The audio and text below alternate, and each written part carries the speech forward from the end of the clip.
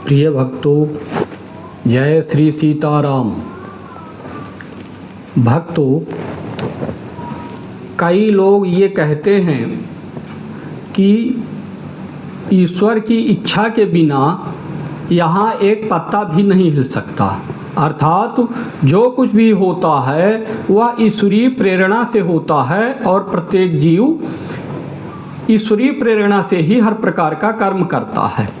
तो लोग यह प्रश्न करते हैं कि यदि ईश्वरीय प्रेरणा से ही हम सभी कर्म करते हैं तो फिर ईश्वर हमारे कर्मों का फल क्यों देते हैं? क्योंकि कर्म के लिए तो वही जिम्मेदार हैं, हम नहीं। तो शुभ कर्मों का फल वे हमें सुख के रूप में और अशुभ कर्मों का फल वे दुख के रूप में, अर्थात हम पुण्य करें तो वे हमें सुख देंगे, हम पाप करें तो हमें दुख देंगे। तो ऐसा क्यों होता है? हमें फिर कर्मों का फल नहीं मिलना चाहिए यदि ईश्वरीय प्रेरणा से ही हम कर्म करते हैं तो अब इसमें यह स्पष्टीकरण दिया जा सकता है कि यह तो ठीक है कि प्रत्येक कर्म और उसका फल सब कुछ इस संसार में निश्चित है, तो हम कर्मों से बंध क्यों जाते हैं? उसका कारण यह है कि हम स्वयं को कर्ता मानते हैं। यदि हम स्वयं को कर्ता न माने, हम स्वयं को माध्यम माने, तो फिर हम कर्म के बंधन में नहीं फंसेंगे। जैसे कोई व्यक्ति किसी व्यक्ति का मर्डर कर देता है धारदार हथियार से, अब उसका भाई आता है तो उससे कहता है कि लाओ ये हथियार, मैं ये जुर्म अपने ऊपर ले लूँगा, और वह व्यक्ति उस धारदार हथियार को लेकर अपने भाई को बचाने के लिए स्वयं पुलिस स्टेशन चला जाता है और अपना जुर्म कबूल कर लेता है कि मैंने एक व्यक्ति का मर्डर कर दिया है। तो सजा किसको मिलेगी? जिसने अपना जुर्म कबूल किया उसको मिलेगी कि जिसने अपना जुर्म कबूल नहीं किया, जो सामने ही नहीं आया, उसको मिलेगी? स्वाभाविक बात है कि जो अपना जुर्म कबूल करेगा, भले ही उसने अपराध नहीं किया है, तो भी सजा उसी को मिलेगी। तो जरूरी ये है कि हम स्वयं को कर्ता न समझे कि मैं करता हूँ, स्वयं को माध्यम समझना चाहिए कि मेरे माध्यम से सारे कार्य अपने आप हो रहे हैं। मैं तो इस ड्रामा का, इस लीला का एक पात्र हूँ, एक कैरेक्टर हूँ, और पात्र या कैरेक्टर कभी भी करता नहीं होता, अभिनेता ही करता होता है। वैसे भी गीता में भगवान श्री कृष्ण ने अर्जुन को ये उपदेश दिया कि निष्काम कर्म करना चाहिए। निष्काम, निर्धन काम, यानी बिना कामना के कर्म करना चाहिए। कर्म तो करना चाहिए पर उसके फल की कामना नहीं करनी चाहिए, फल के विषय में नहीं सोचना चाहिए कि ये फल हमें मिले ही, मिल जाएगा तो ठीक है, ना मिलेगा तो भी ठीक है। तो निष्काम कर्म यही कहलाता है कि हम स्वयं को कर्ता न समझें अपने आप को, और जो कर्म तो करना ही पड़ेगा।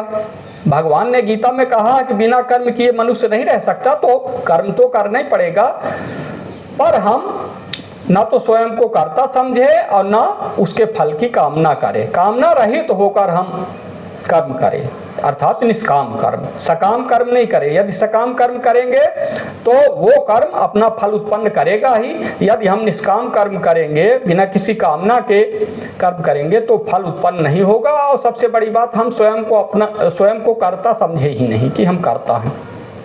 कार्य सब अपने आप हो रहे हैं और स्क्रिप्ट के अनुसार इस लीला में सब कार्य होते रहते हैं। तो ये हमें समझना चाहिए। यदि हम कर्ता अपने आप को मानेंगे और सकाम कर्म करेंगे तो हम कर्म के बंधन में फंसेंगे ही, और वे सभी कर्म अपना फल उत्पन्न करेंगे ही। अब हम श्रीमद् भागवत गीता का दूसरा अध्याय ले रहे हैं। इसमें कुछ बहुत ही महत्वपूर्ण श्लोक हैं जो हमारी आत्मा के स्वरूप को क्लियर करते हैं। तो ये 17वां श्लोक अपन ले रहे हैं, लेकिन एक बात हम बताएं कि जीव को आत्मा नहीं समझना चाहिए। आत्मा का अर्थ होता है ब्रह्म। हमारा जो वास्तविक मूल स्वरूप है वो ब्रह्म है, वही हमारी आत्मा है। कुछ लोग जीव को आत्मा समझते हैं, तो फिर आत्मा शब्द हमें कंफ्यूज कर देता है। अब जैसे सेव को हम संतरा कहें, तो जब सेव को संतरा कह देंगे तो संतरा को क्या कहेंगे? सेव का भी नाम संतरा रख दे तो संतरा तो नाम है ही है उसका, तो फिर उसको क्या बोलेंगे? तो बड़ा कंफ्यूजन हो जाएगा। तो इसलिए ब्रह्म को ही आत्मा समझना चाहिए, जीव को जीव ही समझना चाहिए, या जीव कहिए या जीवात्मा कह दीजिए, तो कंफ्यूजन नहीं होगा। तो 17वां श्लोक जो है दूसरे अध्याय का श्रीमद् भगवद गीता का अपन ले रहे हैं। इसका अर्थ हम देखेंगे, श्लोक नहीं देख रहे हैं। नाश रहित तो तू उसको जान जिससे यह संपूर्ण जगत व्याप्त है। इस अविनाशी का विनाश करने में कोई भी समर्थ नहीं है। ये भगवान श्री कृष्ण जी अर्जुन को उपदेश दे रहे हैं कि नाश रहित किसको जान? जिससे संपूर्ण जगत व्याप्त है। जो सर्वव्यापी आत्मा है हमारी, जो सर्वव्यापी ब्रह्म है, जिनको हम ईश्वर भी कहते हैं, वे नाश रहित है, ऐसा तू जान। और इस अविनाशी का विनाश करने में कोई भी समर्थ नहीं है। कोई भी ऐसा नहीं कि इसका नाश कर दे, इसको नष्ट कर दे, ब्रह्म को, अर्थात हम सबकी आत्मा, ये सर्वव्यापी है, ये अविनाशी है। तो ये 17 नंबर श्लोक है। 18वां में आते हैं, ये श्लोक है, अंतवंत इमे देहाः नित्यस्योक्ताः शरीरिणः अनाशिनो प्रमेयस्य तस्माद्युध्यस्व भारत। नित्य स्वरूप, नाश रहित, नित्य स्वरूप जो नित्य हैं, जो सदा से हैं, नाश रहित तथा असीम इस देहधारी आत्मा के ये सब शरीर अंत वाले कहे गए हैं, नाशवान कहे गए हैं। इसलिए हे भारतवंशी अर्जुन, तू युद्ध कर। तो अब इसमें शरीरिणः आया है, देहाः आया, देहाः बहुवचन है, बहुत सारे शरीर, देहाः। शरीरिणः मतलब शरीरी, शरीरी का मतलब है आत्मा या ब्रह्म, ये एक वचन है, और देहाः बहुवचन है। तो यहाँ ध्यान देने वाली बात है कि इस श्लोक में देहाः बहुवचन है और शरीरिणः एक वचन है। इसलिए क्योंकि भगवान अर्जुन को यह बतलाना चाहते हैं कि समस्त शरीरों में एक ही आत्मा है। शरीरों के भेद से अज्ञान के कारण आत्मा में भेद प्रतीत होता है, वास्तव में भेद नहीं है। शरीर अनेक है, इसलिए उनके लिए बहुवचन का प्रयोग किया गया है, देहाः, देहाः का प्रयोग किया गया है। बहुत सारे देह, बहुत सारे शरीर, और शरीरी मतलब आत्मा केवल एक ही है, अतः उसके लिए एक वचन का प्रयोग किया गया। मतलब एकमात्र ब्रह्म है जो अखंड है, जिनको हम लोग आत्मा कह रहे हैं, वे ही समस्त शरीरों में विद्यमान हैं और व्याप्त हैं। अलग अलग आत्माएं नहीं हैं शरीरों में, लेकिन अलग अलग शरीरों के कारण ऐसा लगता है कि आत्माएं भी अलग अलग हैं। हर शरीर में एक अलग अलग आत्मा है, हर शरीर में ऐसा देखने से लगता है, जबकि ऐसा वास्तव में नहीं है। एक ही आत्मा है, एक ही देहधारी है जो समस्त शरीरों को धारण करता है, उन्हें हम ब्रह्म कहते हैं। अब देखते हैं अपन 19 नंबर श्लोक। इसमें है जो इस आत्मा, नहीं 19 नंबर नहीं 20 नंबर, 20 नंबर देखते हैं। यह आत्मा कभी पैदा होता व मरता नहीं है, मतलब इसका न जन्म होता है न मृत्यु होती है, क्योंकि जिस चीज़ का जन्म होता है उसकी मृत्यु भी हो जाती है। जैसे हमारे शरीरों का जन्म होता है, मृत्यु हो जाती है, लेकिन आत्मा अजन्मा है। नहीं होकर यह फिर अस्तित्व में आता है, ऐसा नहीं है। मतलब आत्मा अब्सेंट हो फिर प्रेजेंट हो जाए, ऐसा नहीं, या कि प्रेजेंट है फिर अब्सेंट हो जाए, ऐसा नहीं है। यह नित्य है, सदा से है और सदा रहेगी। एक सेकंड के लिए, एक क्षण के लिए भी एब्सेंट नहीं हो सकती। यह अजन्मा, सदा रहने वाला, सदा एक रूप में स्थित तथा सदा एक रस रहने वाला है, यानी इसमें कोई परिवर्तन संभव नहीं है, ये विकार रहित है। और यह शरीर के मारे जाने पर भी नहीं मारा जाता, नष्ट नहीं होता। ये हमारा स्थूल शरीर जो क्षणभंगुर है, पंच महाभूतों से बना हुआ है, यह तो जन्म लेता है और एक दिन मर जाता है। इसका जन्म होता है और एक दिन इसकी मृत्यु भी हो जाती है। लेकिन आत्मा जो ब्रह्म है, जो सबकी आत्मा, वो अजन्मा है। ये इस श्लोक में 20 नंबर श्लोक में कहा गया है। ये दूसरे अध्याय के सभी श्लोक हम ले रहे हैं। 22 नंबर श्लोक में आते हैं, बहुत ही महत्वपूर्ण श्लोक भी है। 22 नंबर में आ जाइए। वासांसि जीर्णानि यथा विहाय नवानि गृह्णाति नरोपराणि तथा शरीराणि विहाय जीर्णानि अन्यानि संयाति नवानि देहि। अब देखिए, देही शब्द यहाँ आ गया। वहाँ शरीरी में हम कह रहे थे ना, शरीरीणा, शरीरी एक वचन है, यहाँ देही एक वचन है। ध्यान दीजिए, देही का मतलब है ब्रह्म या आत्मा, सबकी आत्मा, उसको देही कहा गया। देही माने जो देह को धारण करे। सभी देहों को, सभी शरीरों को धारण करने वाली एक ही आत्मा है, जो अखंड है, जो सर्वव्यापी है, जिसको हम लोग ब्रह्म कहते हैं। तो देही उसके लिए आया है। अर्थ देखिए, 22 नंबर श्लोक है। जैसे मनुष्य पुराने वस्त्रों को छोड़कर दूसरे नए वस्त्रों को धारण करता है या पहनता है, वैसे ही यह आत्मा अर्थात यह ब्रह्म पुराने शरीरों को छोड़कर दूसरे नए शरीरों को प्राप्त होता है। कौन? ये देही। देही शब्द आया ना लास्ट में, नवानि देही। तो ये जो देही है, जो सबकी आत्मा है, सभी जीवों की आत्मा है या ब्रह्म है, जिनको ब्रह्म कहते हैं, वो पुराने शरीरों को छोड़कर नए शरीरों को प्राप्त होता है। पुराने शरीरों को छोड़कर, एक शरीर को छोड़ा, दूसरा शरीर धारण किया, फिर उसको भी छोड़ा, फिर एक शरीर धारण किया। धारण वही आत्मा ही करती है, जीव नहीं करता, ये आत्मा का काम है। तो ये बहुत ही महत्वपूर्ण श्लोक है। आगे बढ़ते हैं। 23 नंबर श्लोक है। नैनम छिन्दन्ति शस्त्राणि नैनम दहति पावकः न चैनम क्लेदयन्ति अपो न शोषयति मारुतः। इस आत्मा को शस्त्र नहीं काट सकते, इसको आग नहीं जला सकती, इसे जल नहीं गला सकता और हवा इसे नहीं सुखा सकती। इस आत्मा को, इस ब्रह्म को, ये जो अखंड है, सर्वव्यापी है, जिसका कोई आकार नहीं है, जो सदा से है, इसको यानी इसका कोई कुछ नहीं बिगाड़ सकता, न इसको नष्ट कर सकता। ये सब बताया गया है। आगे देखिए, अपन देख रहे हैं 24 नंबर श्लोक। अच्छेदो यम दाह्यो यम क्लेद्यो असोसेव च नित्या सर्वगतः स्थाणु अचलो अयम सनातनः।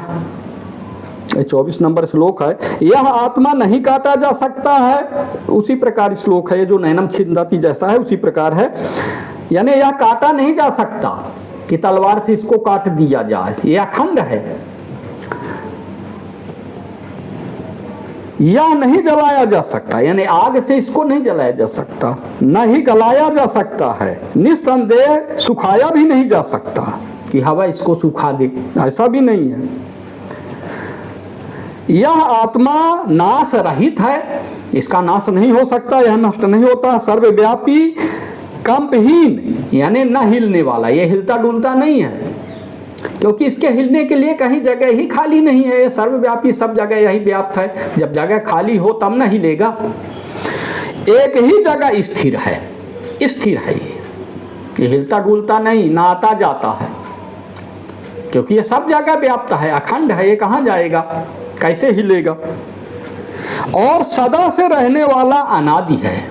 ये नित्य है, सदा से रहने वाला है, हमेशा से है, हमेशा रहेगा, अनादि है। ये अजन्मा है, अनादि काल से है, अनंत काल तक रहेगा, हमेशा से है और ये हमेशा रहेगा।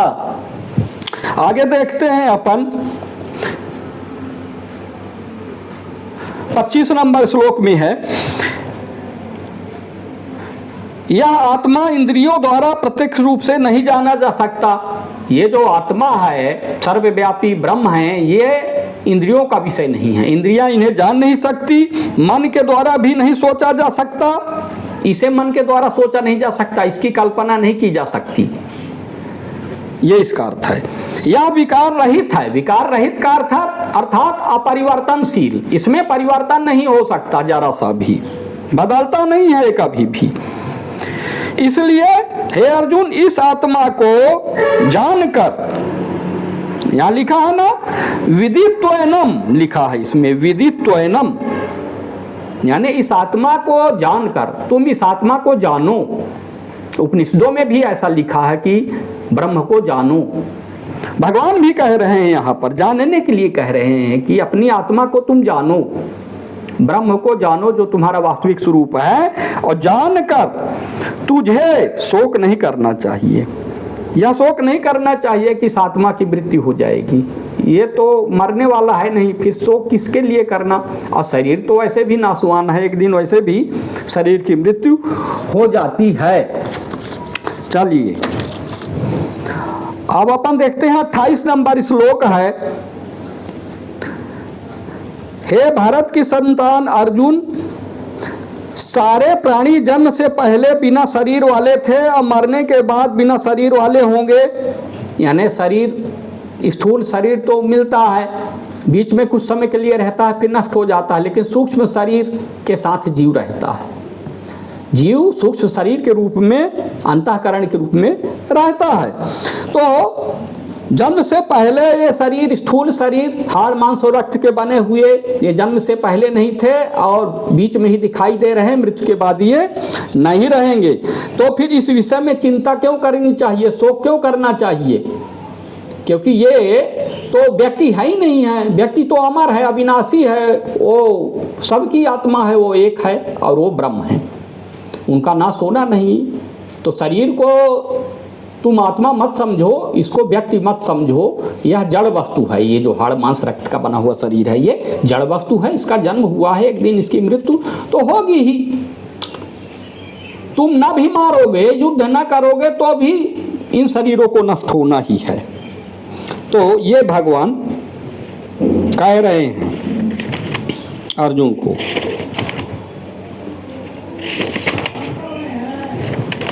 तो अब मैं बाकी के श्लोक अगले एपिसोड में देखेंगे, तो एक एक श्लोक का अर्थ देखते जाइए। अभी मैंने जितने श्लोक बताए, इनमें इन श्लोकों का यही अर्थ है कि ये हाड़ मांस और रक्त का बना हुआ शरीर व्यक्ति नहीं है, यह आत्मा नहीं है, इसका नाश तो होना ही है, लेकिन आत्मा सूक्ष्म शरीर के रूप में भी नहीं है, क्योंकि वो भी शरीर है, इसके विषय में हम बात कर चुके हैं। तो शरीर सूक्ष्म शरीर भी है, उसका भी नाश एक दिन हो जाएगा, पर इन सभी शरीरों को धारण करने वाले ब्रह्म हैं, जिनको हम आत्मा कहते हैं, जो सबकी अंतरात्मा है, वो सभी शरीरों को धारण करते हैं, चाहे सूक्ष्म शरीर हो चाहे स्थूल शरीर हो। पहले सूक्ष्म शरीर को धारण करते हैं और फिर स्थूल शरीर को धारण करते हैं।